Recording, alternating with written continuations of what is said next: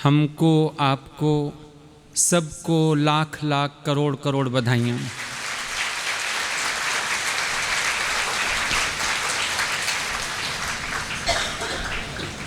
आज का दिन प्यारे सतगुरु से जुड़ा हुआ दिन है, जहाँ से आध्यात्म की अहर्निश कृपा वृष्टि होती है और उनके इस रूहानी दरबार में बैठ के बंदे खुदा हो जाया करते हैं। पहला प्रणाम इस सृष्टि में सतगुरु को है, जिन्होंने हमें ईश्वर के पद पे लाके खड़ा किया। हमारा पहला ईश्वर वही है, ईश्वरों का ईश्वर वही है, जिसने हमें निज स्वरूप की पहचान दी, विकारों सहित देह से उपराम किया और आनंद में जीना सिखाया।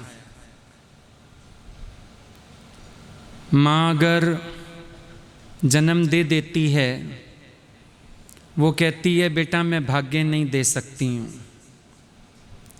पिता अगर सुविधाएं दे देता है, वो कहता है बेटा मैं भाग्य बदल नहीं सकता हूँ। लेकिन सतगुरु जीवन में ऐसे मिलते हैं जो जन्म भी पलटा देते हैं, क्योंकि माँ के कुख से विकारी जन्म, गुरु के मुख से निर्विकारी जन्म। जन्म भी पलटा देते हैं, निश्चय भी बदल देते हैं। लिंग शरीर का निश्चय था, लड़का हूँ लड़की हूँ, निश्चय ही पलट गया, मैं ब्रह्म स्वरूप हूँ। और भाग्य की रेखाएं भी बदल दी। ये कोई हमारा भाग्य नहीं था, ये सतगुरु का बख्शा हुआ भाग्य है, जो आज हम सब इतने आनंद में बैठे हैं, मौज में बैठे हैं और खुशहाल लगे पड़े हैं। किसी को भी देखो, जीवन की हर चुनौती को बड़े प्यार से स्वीकार करके और गुरु के ज्ञान का झंडा लहरा के बैठाइए। तभी आज शास्त्रों की बात बहुत सही लगती है। सगल धरती कागज करूं, लेखनी करूं वन राय, सरु समुद्र की मसी करूं, तो भी गुरु गुण लिखा ना जाए। कहते सगल धरती कागज करूं, इतनी बड़ी धरती है, अगर उसको कागज बना लिया जाए। लेखनी करूं वन राय, जितने पेड़ हैं उनकी लेखनी बना ली जाए और 7 समुद्र की स्याही कर ली जाए, तो भी गुरु गुण लिखा ना जाए। एक जीव तो क्या, अगर रोम रोम भी एक जीवा बन जाए, तो भी उनकी महिमा गा नहीं सकता है। हम सब जानते हैं गुरु के दर पे हम कैसे आए थे और गुरु ने आज किस मंजिल पे खड़ा किया है। ये कोई शास्त्रों की रटी हुई बातें नहीं हैं, पर हम सबके जीवन का अनुभव है। आज हम सबके जीवन में ये खुशबू गुरु की भरी हुई है। हम सुनी सुनाई महिमा नहीं करते, पर अपने जीवन को जब देखते हैं तो समझ में आता है कि जितनी भी महिमा गाएं उतनी कम है। आज गुरु की तुलना हम सूरज से दे दें, भाई सूर्य अंधकार हर लेता है। गुरु मेरा पूर्ण है, मेरे तमस को हर लेता है, अज्ञान को हर लेता है, अज्ञान अंधकार को नष्ट करके और मुझे रोशन स्वरूप बना देता है। गुरु की तुलना अमृत से दे दें तो भी सच है। अमृत पियो अमर हो जाओ, अमृत पियो तृप्त हो जाओ। सच बात है। आज गुरु जीवन में मिला, उनके वचनों को पिया, उनके आदर्शों को पिया, उनके जीवन को पिया, तृप्त हो गए, अंदर से संतुष्ट हो गए और अमर भी हो गए। खौफ मिट गया मरने वाला। अब तो हूँ मैं अमर, गुरु तेरी वाणी ने किया असर। ऐसा असर किया गुरु की वाणी ने, अमरता प्रदान कर दी। गुरु की तुलना फूल से दे दें तो भी सच है, बल्कि कम है फूल तो, क्योंकि मुरझा जाएगा, मुरझाते ही खुशबू भी मिट जाएगी। पर आज जो हमारे रोम रोम में सत्य की खुशबू गुरु ने भरी है, तुम दुनिया से इस शरीर को भी विदा कर दोगे तो भी तुम्हारी खुशबू नहीं मिटेगी। सब तुम्हें याद करेंगे। गुरु की दरबार में तुम्हारी भक्ति याद की जाएगी, तुम्हारी साधना याद की जाएगी, तुम्हारा प्रेम याद किया जाएगा और दुनिया तुम्हारे आचरण को याद करके खुश होएगी कि जीवन तो इनका था। ऐसी खुशबू गुरु ने भर दी है। अगर हम गुरु की तुलना चिर समाधि से दे दें तो भी गलत ना होगा। गुरु आप पूर्ण समाधि है, जिसके नज़दीक पहुंचते ही हर संशय का समाधान, पूर्ण एकाग्रता, जीवन में पूरी कुटस्थता, और महसूस करोगे मन स्थिर हो जाता है। तो चिर समाधि भी गुरु ही है। वो समाधि तो हम लोगों को लगानी नहीं आती। कहते हैं लोग आंख बंद करके लगाते हैं, श्वास पे ध्यान देते हैं, कोई समाधि लग जाती है। पर हमारी तो समाधि भी हमारा सतगुरु है। आंखें बंद करूं या खोलूं, समाधि नहीं टूटती। किसी ने एक बार पूछा था, आपके गुरु समाधि नहीं लगाते? तो उसको जवाब मिला था कि उनकी समाधि टूटती नहीं, लगाएं कैसे। उस समय ये बात गुरु के लिए समझ आई थी। भगवान ने ही उत्तर दिया था, बात उनके लिए ही समझ आ गई थी। पर आज सदके जाएं इस पीर पे जिसने उस अनुभव में लाके खड़ा किया। आज अपने लिए कह सकते हैं, उनके ध्यान में रहते हैं तो हर वक्त समाधि घटी रहती है।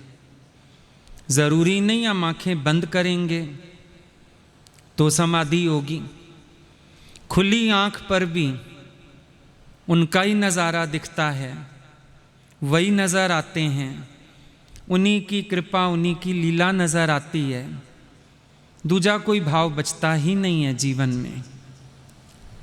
तो जितनी भी श्रेष्ठ चीज़ें हैं संसार में, अभी नाम गिनने बैठेंगे तो कितने गिने, पर जिससे मर्जी उपमा दे दो गुरु की, फिर भी वो चीज़ कम पड़ जाएगी और गुरु का पलड़ा तुम्हें भारी मिलेगा। गुरु की महिमा बहुत अनंत है। सतगुरु की महिमा अनंत, अनंत किया उपकार, लोचन अनंत उघाड़िया, अनंत दिखावन हार। गए थे हम गुरु के पास विवेकहीन, गए थे गुरु के दर पे फकीरों वाली दशा में, गए थे गुरु के पास भाग्य को कोसते हुए, और गुरु ने क्या किया, पूरा का पूरा भाग्य रेखा को बदल दिया। रोना कहाँ छूट गया, वो मांगने वाला भिखारीपन कहाँ छूट गया। ये बादशाहत बख्श दी, प्रकाशित कर दिया, नूर से भर दिया अपने, पॉजिटिविटी दे दी लाइफ में। ऐसा महसूस होता है मुड़ के अगर देखो, वो जो पहले दिन गुरु के दर पे आया था वो तो पता नहीं कहीं छूट गया, कहीं मर गया, पता नहीं कहाँ गया। पर आज जो है ये उनका कृपा रूप है, ये उनका प्रसाद है। आज गुरु को भी प्रसाद रूप कहें तो कोई कम बात नहीं है, क्योंकि ये प्रसाद भी कितनों के भाग्य में, आज करोड़ों की जनता है, कितने लोगों को पूर्ण सतगुरु से मिलना हुआ, कितनों को उनकी पहचान हुई, कितने उनके कृपा पात्र बन पाए, आप खुद ही समझ सकते हो। नाज तो आज इस चीज़ का है कि हमको सतगुरु मिले, पूर्ण सतगुरु मिले, फिर उन्होंने दुनिया की इस भीड़ से हम लोगों को चुन के अपना बना लिया। आज खुशी इस बात की ज़्यादा, बधाई तभी मैंने बोला हमको, तुमको, सबको, सारी दुनिया को बधाइयाँ देने का दिल करता है कि पाया पाया पाया, मैंने ऐसा सतगुरु पाया जिसके दर पे कोई आडंबर नहीं, जिसके पास कोई ढोंग नहीं, जिसके पास कोई लालच नहीं, कोई लोभ नहीं। कहाँ है गुरु की नज़र?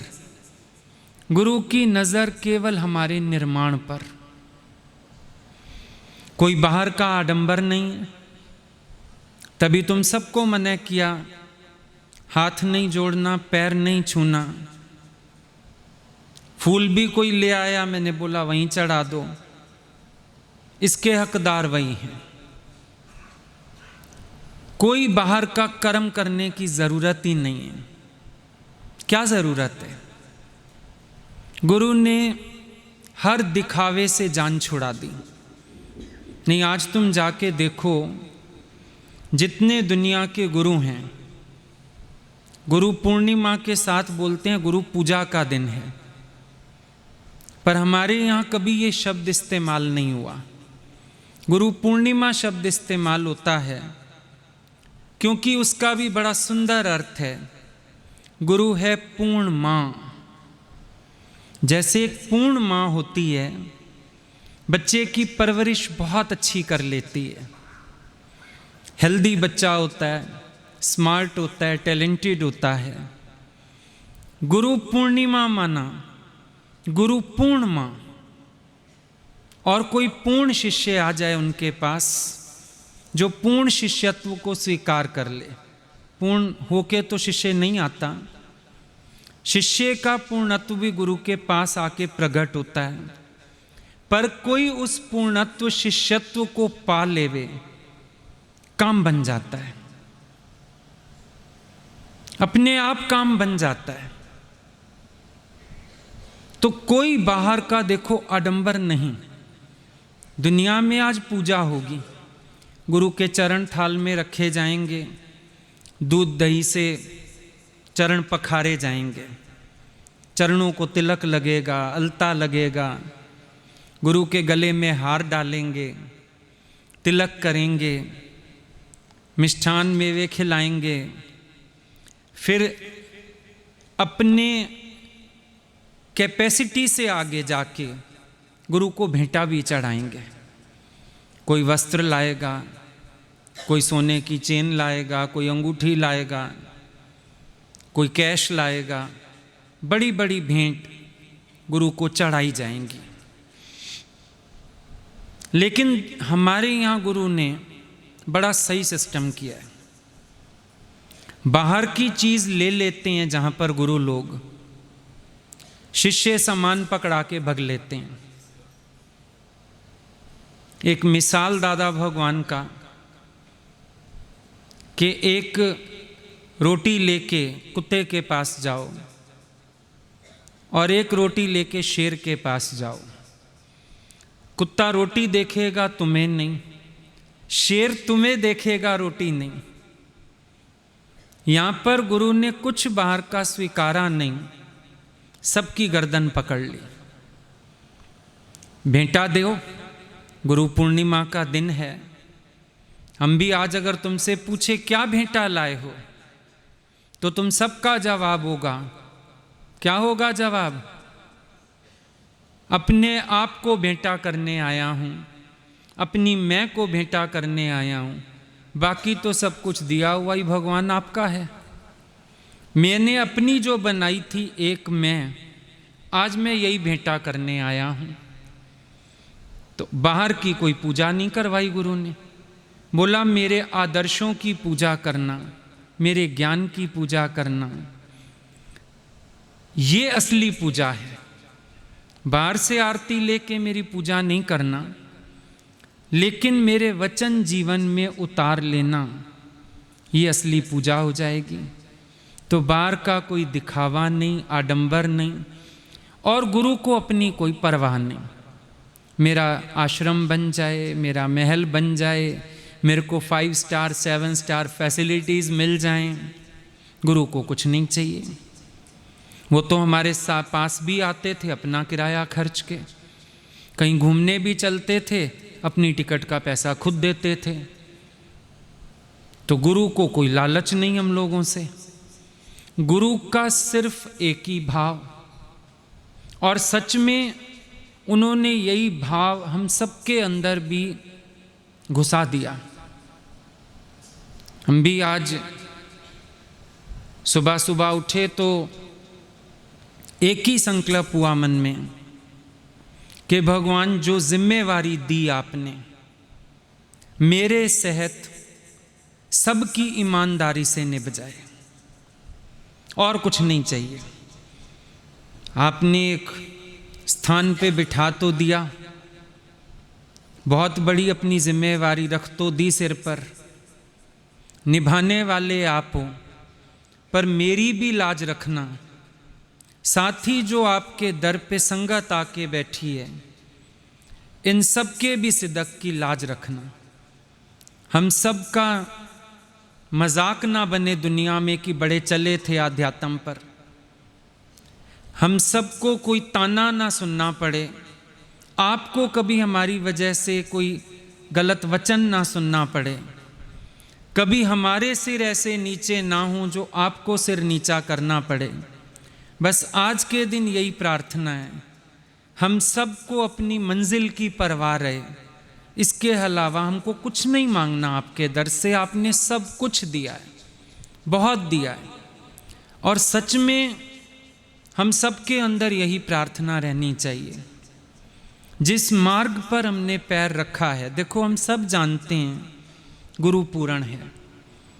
दुनिया के सब शिष्य अपने गुरु को पूर्ण कहते हैं, लेकिन हमने ठोक बजा के सुना है, देखा है, जनवाया है गुरु ने।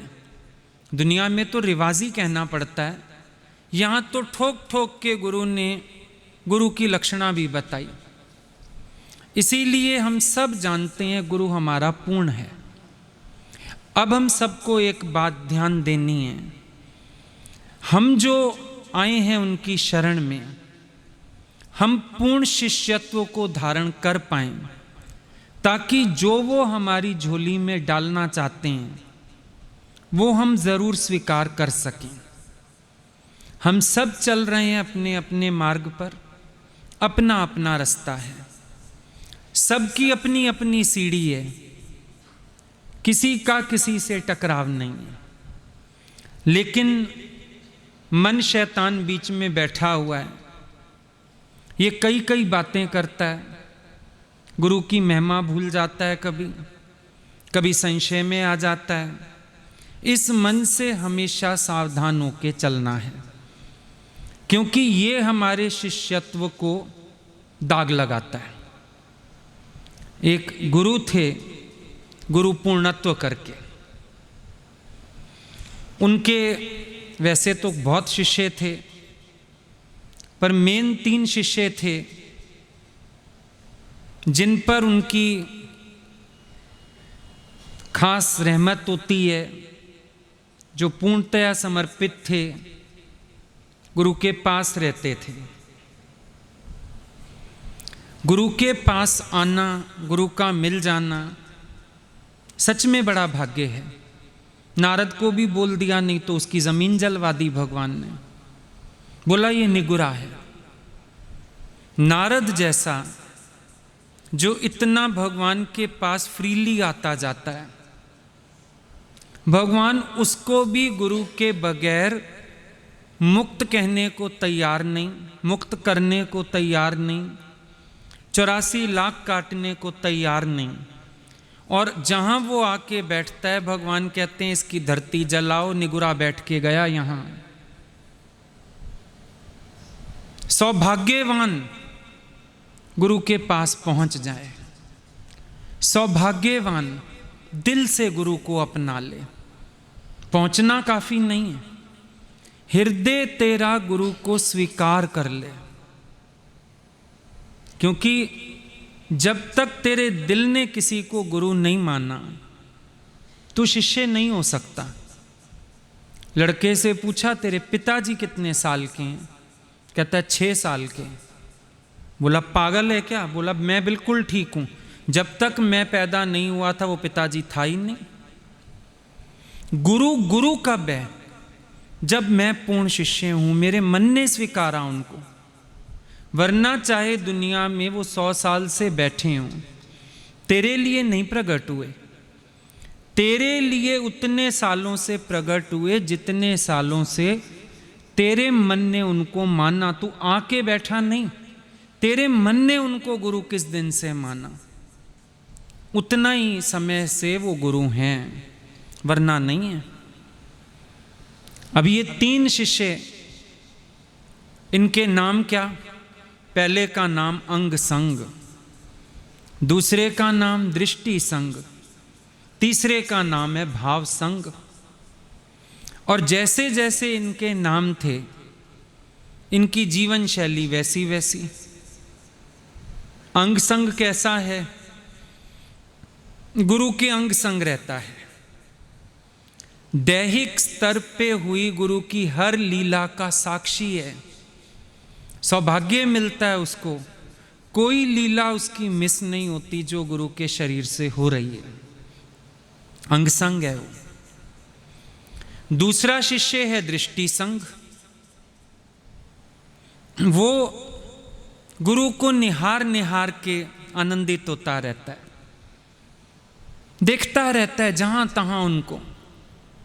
और गुरु जी भी जब कमरे से निकलते हैं दर्शन देने, उसकी तरफ आंख जरूर डालते हैं। बस उसके मन का बगीचा खिल जाता है, फुलवारी खिल जाती है।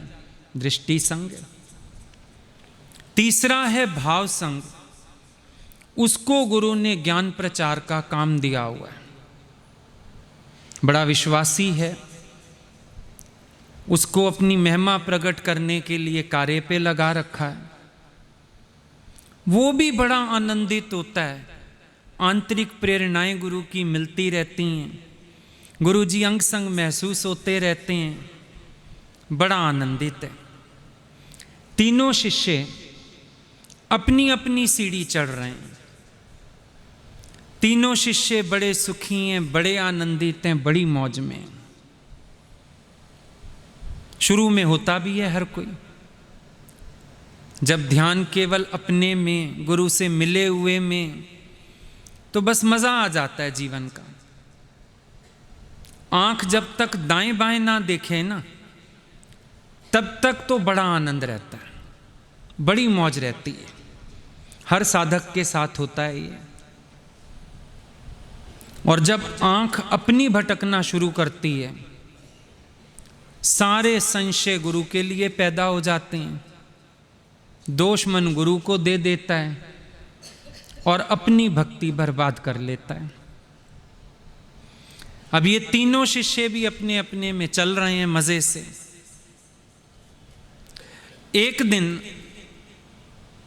बड़ा कोई भव्य आयोजन किया गया दरबार में गुरु की, बड़ा फंक्शन था कोई। उस समय ये बैंकेट्स के और ये ज़माने तो थे नहीं। आश्रम बड़े बड़े हुआ करते थे गुरु के, और आश्रम में तो व्यवस्था करनी पड़ेगी, टेंट लगेंगे, खाने बनेंगे, सारे काम होंगे, संगतों ने आना है इतनी। जब काम था और आयोजन है भव्य, भाव संघ को भी गुरुजी ने वापस बुला लिया, तू भी पार्टिसिपेट कर आके यहाँ पर, और संगत सारी यहीं आएगी। जैसे आज हम लोगों का एक बड़ा सा विशाल सत्संग है, तो कोई भी अपनी एरिया में सत्संग थोड़ी करेगा, सब खुद भी आ गए, संगत को भी ले आए। और जो जिम्मेवार लोग थे वो एक दिन पहले से ही आ गए हैं सब, भाई व्यवस्था करनी है, सेवा करनी है, वो लोग आ गए पहले से ही। अब इन तीन शिष्यों को गुरु ने एक ही काम दे दिया, इकट्ठा रख दिया, भाई एक ही व्यवस्था तुम तीनों संभाल लो। कह सकते हैं गुरु का विश्वास, तीनों एक लेवल के हैं। चलो ये भी हो सकता है तीनों पर बड़ी कृपा है, इकट्ठे बैठेंगे, अनुभव आदान प्रदान भी कर लेंगे और आगे बढ़ेंगे। ये भी कह सकते हैं गुरु का लीला विलास था ये कोई, छिपा हुआ ज्ञान निकालूं बाहर। जो भी उनकी लीला थी, पूर्ण की लीला कौन समझे, क्या लहर आ जाती है उनके अंदर और क्या खेल उनसे हो जाते हैं। तीनों को एक जगह रख दिया। अब तीनों जने जब बैठे तो जो जो गुरु से मिला वो आनंद बांटें, कृपाएं बांटें, बातें अपनी अपनी करें। होना तो ये चाहिए था बाग बाग हो जाते एक दूसरे की बातें सुन के, मेरे गुरु की ऐसी कृपा, मेरे गुरु का ये भी स्वरूप, आनंदित होते। पर हुआ क्या, जब अंग संग अपने साथ जो इन नेत्रों ने लीला देखी होती थी उसका वर्णन करे, दृष्टि संग और भाव संग अंदर तक उड़ जाएं बुरी तरह। जब दृष्टि संग कुछ वर्णन करे, गुरु महाराज की नजर पड़ी, ये हुआ वो हुआ, अंग संग और भाव संग उनके दिमाग में ईर्ष्या के कीड़े कुल बुलाएं, बड़े बड़े कीड़े। और जब भाव संग अपनी बात करें तो अंग संग और दृष्टि संग ये दोनों द्वेष से सूखने लग जाएं। बड़े जबरदस्त परेशान हो गए आपस में। अब ना तो एक दूसरे की शक्ल भाई, ना एक दूसरे का अनुभव भाई। ऊपर से मन कहे अच्छा गुरु की इस पर कृपा, अच्छा गुरु इसके साथ ऐसी लीला खेलते हैं, मेरे को इग्नोर मारा हुआ है, मेरे को ऐसे किया हुआ है। गुरु अनजान तो होते नहीं, तुम्हें लगता है हम उनके सामने नहीं, हम सेवा में हैं, शायद गुरु को पता नहीं चल रहा हम क्या कर रहे हैं। गुरु को सब कुछ पता चलता है। दो आंखें तो उसकी तुम्हें दिखती हैं, उसका तो रोया रोया एक आंख है, और उससे भी बढ़कर तेरे भीतर बैठ के तेरी सारी कारस्तानी जानते हैं। तुम्हें लगता है उनको पता नहीं लग रहा, को सब पता लगता है।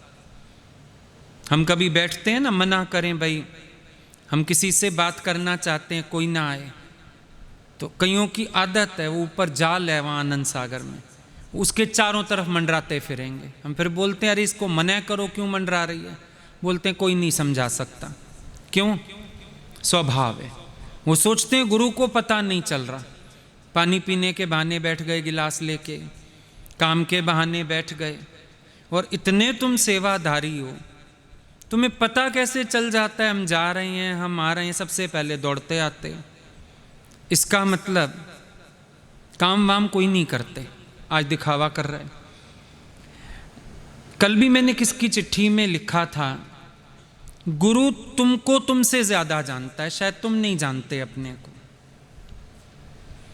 अब ये तीनों जल भुन रहे हैं, सोच रहे हैं गुरुजी को खबर नहीं है, हम तो व्यवस्था में लगे हैं, ठीक है, ऊपर से सेवा तो कर रहे हैं अनमने मन से, लेकिन गुरु को सब खबर, देख रहे हैं शिष्यों के पतन को। अब इनका पतन पहचानते हुए गुरु ने एक लीला विलास रचा, अपने शक्ति तत्व को एक देवी के रूप में प्रकट कर दिया और देवी को कहां भेज दिया, जहां ये तीनों शिष्य अपनी महफिल लगाए बैठे थे, बातें शातें हो रही थीं और अंदर जल भुन रहे थे, कुड़ रहे थे। अचानक देवी मां वहां जाके प्रकट हो गई। अब कोई साधारण देवी होती तो बात अलग थी, गुरु का शक्ति रूप, शक्ति तत्व उनका देवी के रूप में प्रकट हुआ, तो देवी के चेहरे का जो निखार है, नूर है, सौंदर्य है, मापने से ही परे है। ऐसा प्रकाशित रूप है कि कोई देख नहीं सकता एकटक। ऐसी उनकी निगाहों में तेज है कि निगाह मिलाना आसान नहीं है। तीनों के मुंह से एकदम निकला, देवी आप कौन हैं?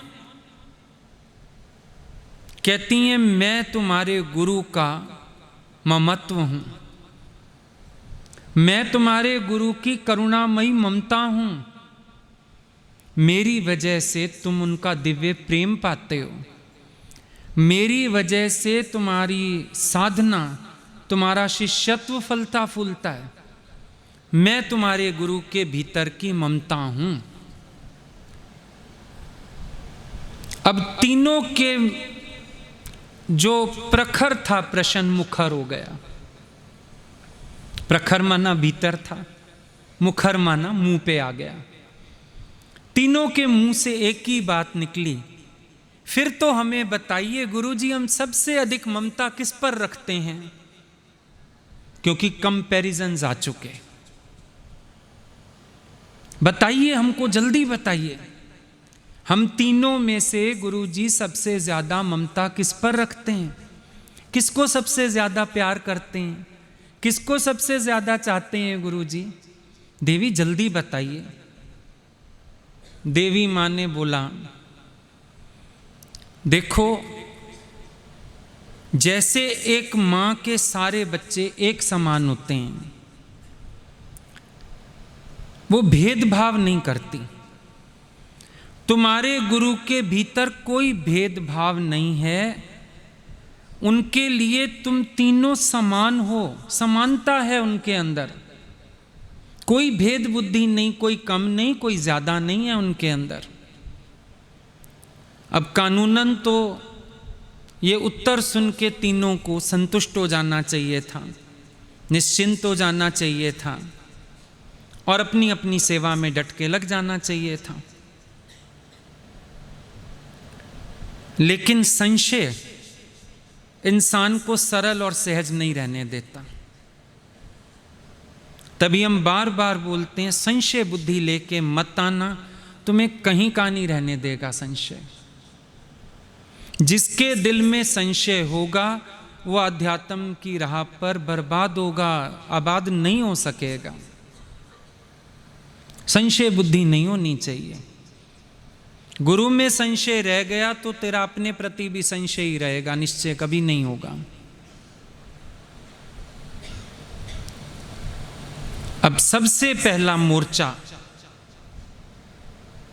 संभाल लिया अंग संग ने। कहते हैं मुझे तो कहीं समानता नजर नहीं आती, बिल्कुल भी समानता नहीं दिखती। क्या बात कर रहा है? देवी मां देखने लगी, बेटा ऐसे कैसे कह रहा है तू कि तेरे को समानता नहीं दिखती, भेद क्या दिखता है तुझे? कहते कहने को मैं उनके अंग संग रहता हूं, पास हूं उनके, बस पास ही हूं बाहर से, नजर तो उनकी सारा दिन इस दृष्टि संग पे रहती। जहां निकलते हैं इसी को देखते हैं, इसी को निहारते हैं। आंखों में तो इसको बसा रखा है जैसे इनकी आंखों का तारा ही यही है। पास मैं बैठा रहता हूं, याद करेंगे भाव संग को। मैं मतलब देखता रहूं, मेरे पास बैठे हुए भी ये दूसरों को प्यार करते रहें, यही मेरी नियति है, ये मेरा भाग्य है।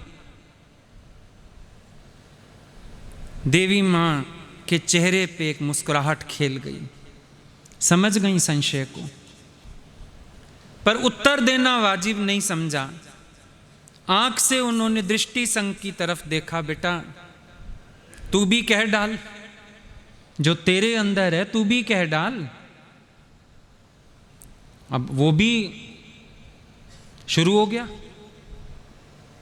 बोला ये जो मूर्ख बात कर रहा है, मेरे पे नजर डालते हैं, मेरे से पूछो मैं कितना तरसता हूं पास बैठने को, मेरे से पूछो दो बात करने को कितना तरसता हूं मैं, पास ही नहीं फटकने देते मेरे को, बस दूर से देखेंगे। और ये जो मूर्खानंद आपको कह रहा है ना, बड़ा दृष्टि डालते हैं, इस पे दृष्टि डालते हैं, हमेशा प्यार वाली दृष्टि नहीं डालते। जो वो क्रोध वाली दृष्टियां होती हैं वो भी मेरे पे ही पड़ती हैं। और कभी कभी तो मेरे दाएं देखेंगे, मेरे बाएं देखेंगे, बीच से मुझे ऐसे छोड़ जाएंगे जैसे मैं हूं ही नहीं यहां पर। और याद करेंगे तो बैठ के भाव संग को याद करेंगे। अब आप बताओ, मैं यूं बैठ के बस कुड़ता रहूं, देखता रहूं कि ये पास बैठा हुआ है, उसके पास ना होके भी पास हैं उसके, निराकार रूप में तो साथ ही हैं उसके। इसकी जब बातें सुनता हूं, ये बताता है अदृश्य प्रेरणाएं, समझ में आता है गुरुजी इसके साथ, मतलब मेरे तो ना अंदर से साथ ना बाहर से साथ, मैं तो धोबी का कुत्ता, ना घर का ना घाट का। ये मेरी नियति है, ये मेरा भाग्य है। आप बताइए। बड़ी उन्मुक्त हंसी हंसी देवी मां और देखा भाव संग की तरफ। बेटा तू भी मोर्चा संभाल, कह ले तू भी अपनी। और भाव संग चुप कहां रहने वाला था, उसके पास अपनी शिकायतें। गुरु बेचारा क्या करे, जिसको तृप्त करे ना उसके पास फिर दूसरे की। एक लड्डू वाला भी रोता है, दो वाला भी रोता है, चार वाला भी रोता है। एक वाला रोता है दो ना दिए, दो वाला कहता है चार ना दिए, चार वाला मुआ कहेगा खराब हो रहे होंगे तो मेरे को दे दिए। सच बता रहे हैं हम तुम्हें गुरु की, सच में ये स्थिति होती है अंदर से। क्योंकि कोई पूर्ण शिष्य नहीं मिलता जो उनको समझे, उनके दिल को समझे, उनके हृदय को नहीं समझते हो तो भी तुम शिष्य होने के काबिल नहीं हो। गुरु का हृदय समझ आना चाहिए। अब भाव संघ ने भी मोर्चा संभाला, बड़े स्ट्रांग होकर के संभाला। बोला ये दोनों मूर्ख हैं, मेरे से पूछो मैं कितना तरसता हूं साथ पाने के लिए, नजर पाने के लिए।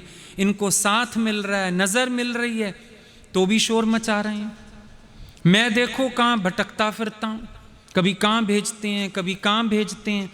कहने को साकार रूप है गुरु का और मैं निराकार रूप से संतुष्ट हूं। बताओ, मेरे को निराकार रूप से गुजारा करना पड़ रहा है, मेरे को अंदर अंदर उनको समझना पड़ रहा है।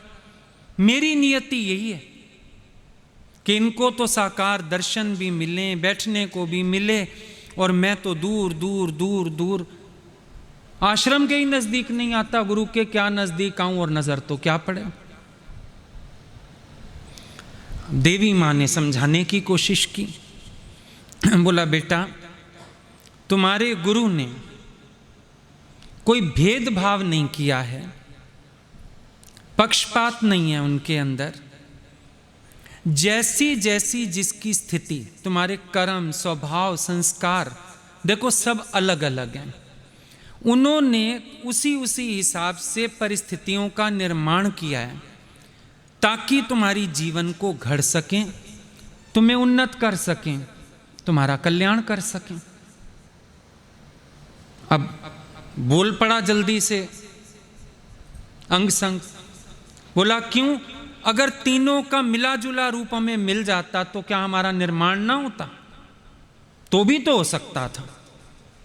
देवी मां ने बोला नहीं हो सकता था, बिल्कुल नहीं हो सकता था।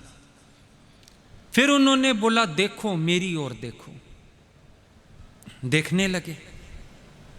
देखते देखते उनको देवी मां में 3 रूप दिखने लगे।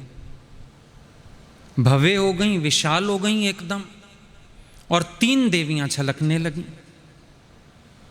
फिर समेट लिया उन्होंने अपने तेज को। कहने लगे तीनों शिष्य, ये 3 देवियां कौन थीं? बोला कि देखो अंबा जो हैं, अंबा मैया, अंबे मां बोलते हो जिसको, वो अपने को 3 मुख्य रूपों में प्रकट करती हैं, कामाक्षी, मीनाक्षी और विशालाक्षी। तुम्हारे गुरु में भी ये तीनों रूप समाये हुए हैं। अंग संग तेरे लिए तेरे गुरु कामाक्षी रूप है। दृष्टि संग तेरे लिए तेरे गुरु मीनाक्षी रूप है, मां मीनाक्षी का रूप। और भाव संग तेरे लिए गुरुवर मां कामाक्षी का रूप है, मां विशालाक्षी का रूप है। अब दृष्टि संग ने प्रश्न किया, मां मीनाक्षी का क्या मतलब? मां मीनाक्षी कौन है और उनकी कृपा शैली क्या है? गुरुवर की मेरे पर कृपा मां मीनाक्षी के रूप में कैसे है? मां आप विस्तार से समझाइए। देवी मां ने बोला देखो मीनाक्षी, मीन जैसी आंखों वाली, मछली जैसी आंखों वाली मीनाक्षी मां, और वो अपने भक्तों को मत्स्य दीक्षा देने के लिए मशहूर हैं कि मीनाक्षी मां मत्स्य दीक्षा देती हैं।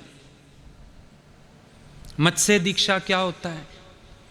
बोला मछली जो है वो अपने अंडे किसी भी जलाशय के किनारे देती है और उसके बाद लहरों में तैरने चली जाती है, पर अपनी आंख अंडों पे रखती है, आंख नहीं हटने देती वहां से, और उसके आंखों के द्वारा उन अंडों में उसके बच्चों का पूर्ण निर्माण होता है, पूर्ण विकास होता है, ऐसा शास्त्रों का मानना है।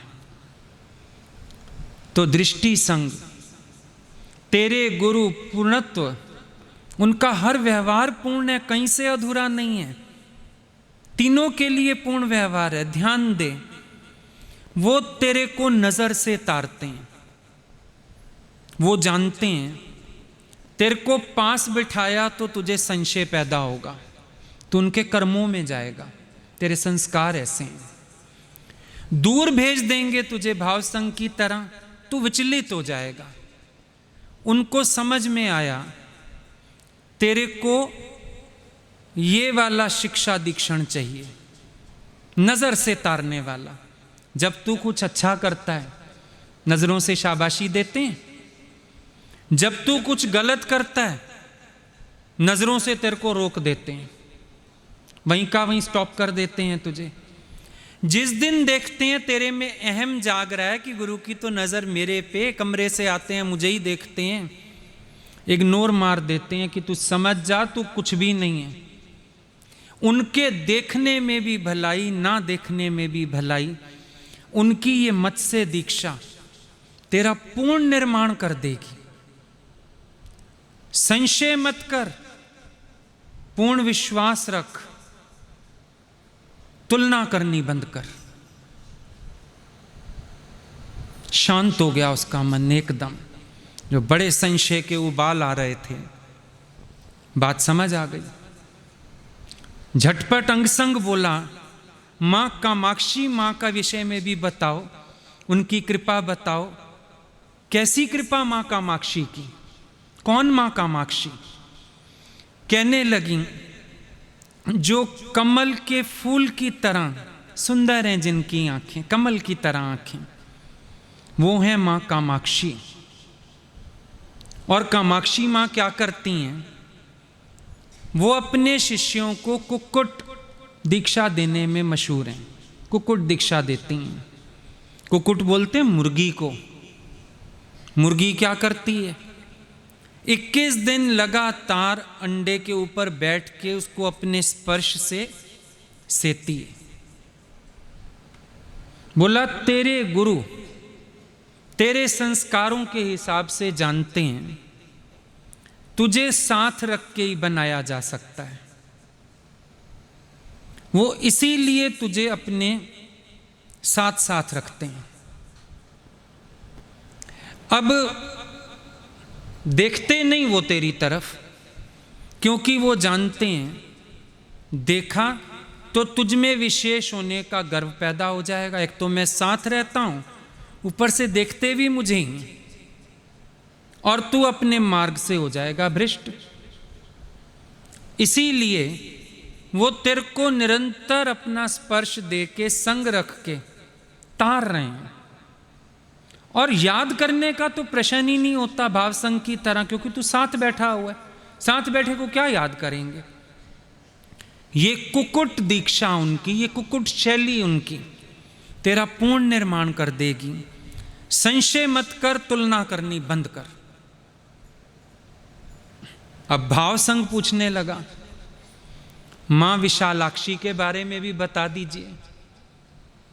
कहने लगे विशाल नेत्रों वाली, विशाल आंखों वाली मां है मां विशालाक्षी।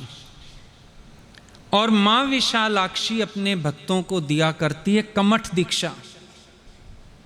कमठ होता है कछुआ। मादा कछुआ अंडे देती है, पर अंडे दे के दूर चली जाती है अपने अंडों से। ना वो स्पर्श करती है, ना वो देखती है, दूर चली जाती है। और दूर रह के वो सतत चिंतन करती है अपने अंडों का। वो जो चिंतन है वो अंडों को समर्थ करता है, बच्चों का विकास करता है, निर्माण करता है, बच्चों को जीवन मिलता है।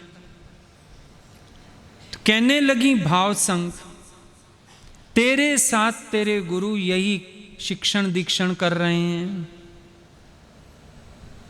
यही वाली शिक्षा कर रहे हैं। तेरे को ना पास रखा है, ना तेरे को देखते हैं, तुझे दूर भेजा हुआ है, लेकिन निरंतर तेरे चिंतन में रहते हैं। तुझे भी पता है तेरा हर सफल कार्य उन्हीं की प्रेरणा है। तेरे घट में बैठ के अपने भक्तों के जीवन का कल्याण किया करते हैं। तेरी हर सफलता के पीछे वो हैं। अगर उनको किसी को कुछ देना हो, तेरे घट में विराजमान होते हैं। और तू सोच, लोगों को तेरे जाने से उनकी उपस्थिति कैसे महसूस होती है। कैसे लोग कहते हैं तुम, ऐसे लगता है जैसे गुरुजी आ गए तेरे।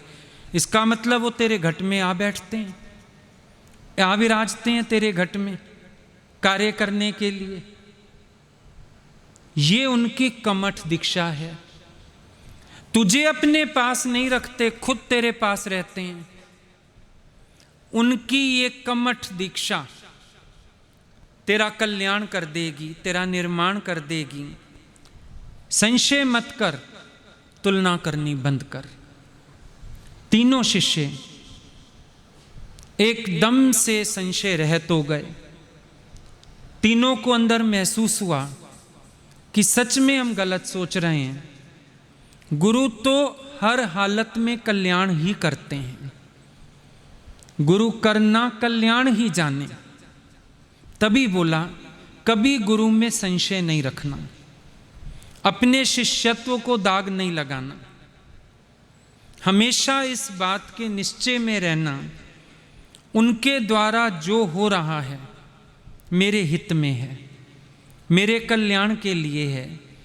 उनकी कोई भी बात गलत हो ही नहीं सकती है। अब भेद तो नहीं था।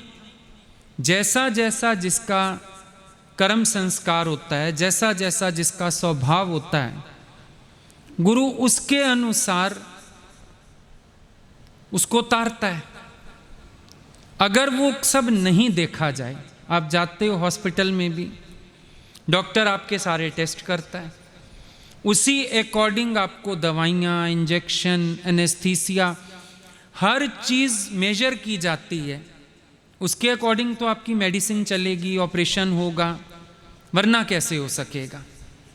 इसी तरह से गुरु के पास जब हम लोग आते हैं, गुरु हमें भांपता है, हमारे स्वभाव संस्कार भांपता है और देखता है कि किस तरह से किसका निर्माण हो सकेगा।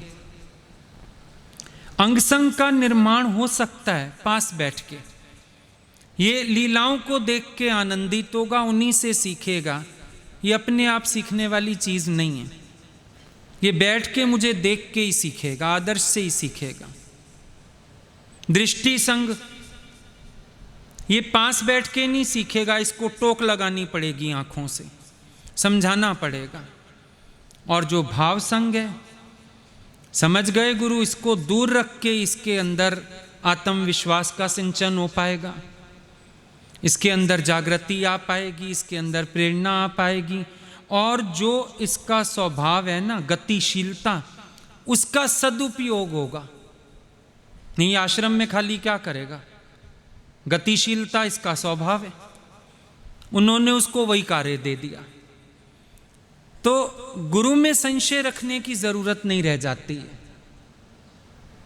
गुरु पूर्ण है, उसकी पूर्णता में एतबार रखना, और जो अंदर हमारा शिष्यत्व है ये सदा रहे, इसका भी ख्याल रखना।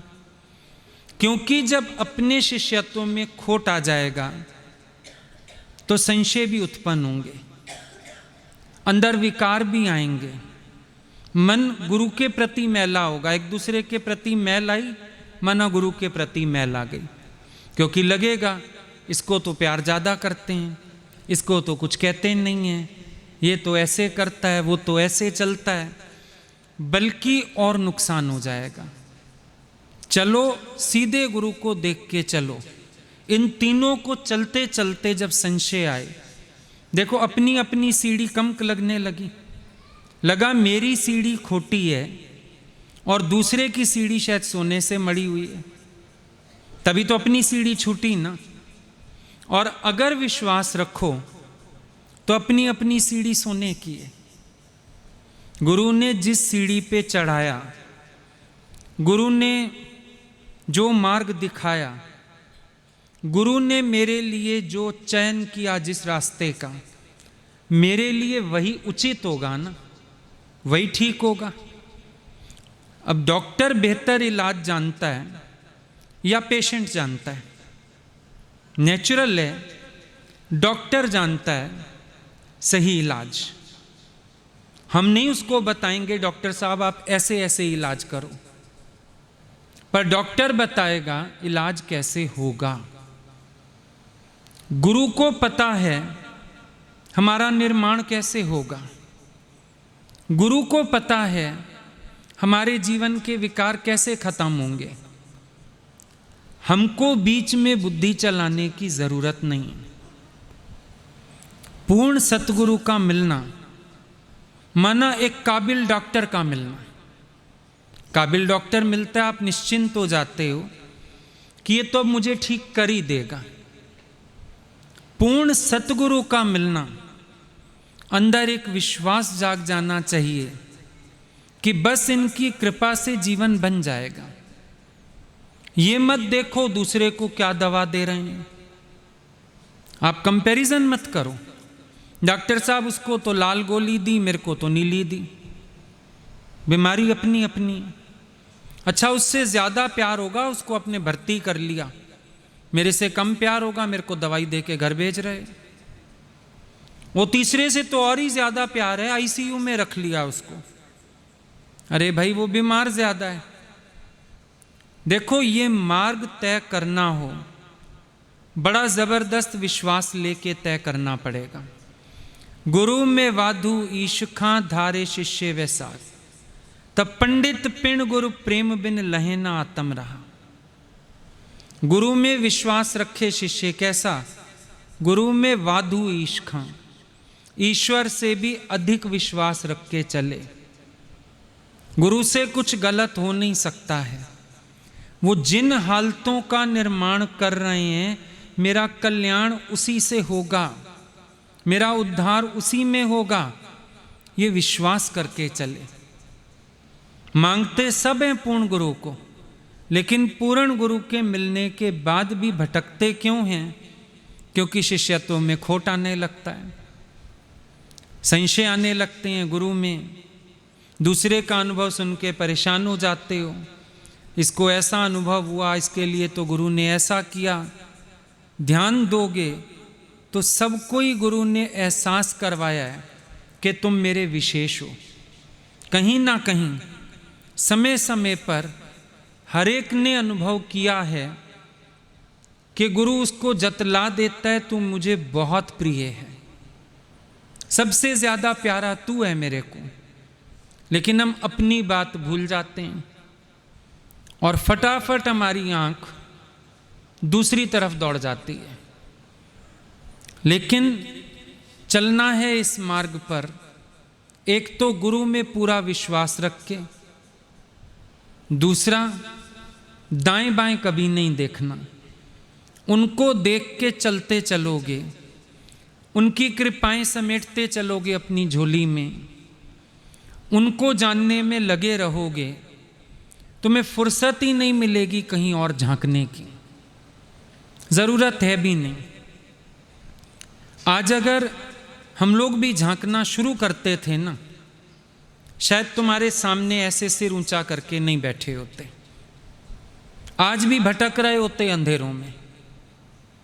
लेकिन बड़ी कृपा गुरु की, वो बीच बीच में याद दिलाते रहते थे, तू मेरे लिए मैं तेरे लिए, बाकी दुनिया को छोड़, मैं हूं ना तेरे लिए, मैं बैठा हूं ना तेरे लिए।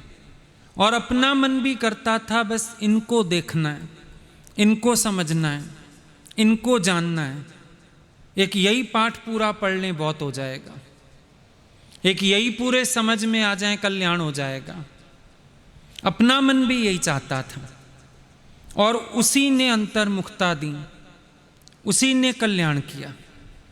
दूसरों को देखते तो उनकी लीलाएं छूट जाती, क्योंकि हमें तो उन्होंने सारी दीक्षाएं दी, संग भी रखा, दृष्टि से भी तारा, दूर रख के कार्य भी करवाया, अपने शहर से भी भगा देते थे कार्य के लिए। तो मिला तो हर तरह से मिला, गुरु की कृपा हर रूप में मिली। और आज भी हम ये मानेंगे, दिया भी उन्होंने, समेटना सिखाया भी उन्होंने। अगर वो अपने में इतना मन ना रखवाते, शायद हम समेट ना पाते और हम भी दोष दे रहे होते, नहीं फलाना आपका शायद ज़्यादा प्यारा है, फलाने को आप साथ रखते हो, फलाने पे आपकी नज़र बहुत है, फलाने को तो आप निष्काम पे भेजते हो, आपका गौरव है ये, तो आपकी महिमा करता है, आपको फक्र है इसके ऊपर। हम भी यही कुछ कर रहे होते, लेकिन अपनी झोली में देखा सारे लाल भरे पड़े थे। अब ये तीनों भी अगर देखते ना, इनकी अपनी अपनी झोली में सारे ही लाल थे। क्या अंग संग बिठाया होगा, बिना देखे बिठा लिया होगा? क्या दृष्टि डाली होगी, कभी दूर से तो कभी समीप से भी तो डाली होगी। कभी कार्य में भेजा तो आज जब घर में इतना बड़ा फंक्शन था तो बुलाया नहीं तुझे, फिर पास नहीं रखा, फिर देखते अगर झोली तीनों की भरी हुई थी। ये एक मुख्य बात आ जाती है किसी के जीवन में। अदरवाइज गुरु हर तरह के अनुभव से सबको ही तो भरपूर करता है। तो आज के दिन गुरु की महिमा को गुथना अंदर अच्छी तरह से, जानना सतगुरु कौन है, कैसे हैं, उनकी कृपा कैसी है, और अपने शिष्यत्व को कभी दाग ना लगने देना, ये सावधानी लेकर चलना। इतने में ही अगर रहोगे, तुम्हें लगेगा हर रोज़ मेरी गुरु पूर्णिमा है, लगेगा हर रोज़ मेरे गुरु की कृपा दृष्टि मेरे ऊपर है, लगेगा मैं रोज़ उनके पास, उनके सानिध्य में, उनकी सेवा में। आज चाहे हम उनके कार्य में, क्या उनके सानिध्य में नहीं है? क्या आज उनकी नज़र नहीं है हमारे ऊपर? हम फिर क्यों डरते हैं उनसे आज भी?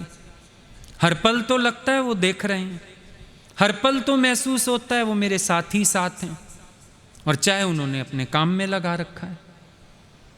तो अगर ध्यान देंगे पता चलेगा रंजो गम के पर्दे में भी तुम तो उपकार ही करते हो। उनके पास केवल एक उपकार की भावना है, दूसरी कोई भावना ही नहीं है। तो गुरु पूर्णिमा सफल कब है? जब हम गुरु को पूरी तरह से जानें कि ये पूर्ण माँ है, इनमें किसी संशय की गुंजाइश नहीं है। और गुरु पूजा तब सफल है जब तेरा हृदय संशय रहित रहे और हर पल तेरे मन में एक ही तस्वीर रहे, एक ही भाव जागता रहे, समर्पित रहो उनके प्रति। यही गुरु पूजा है। ठीक है।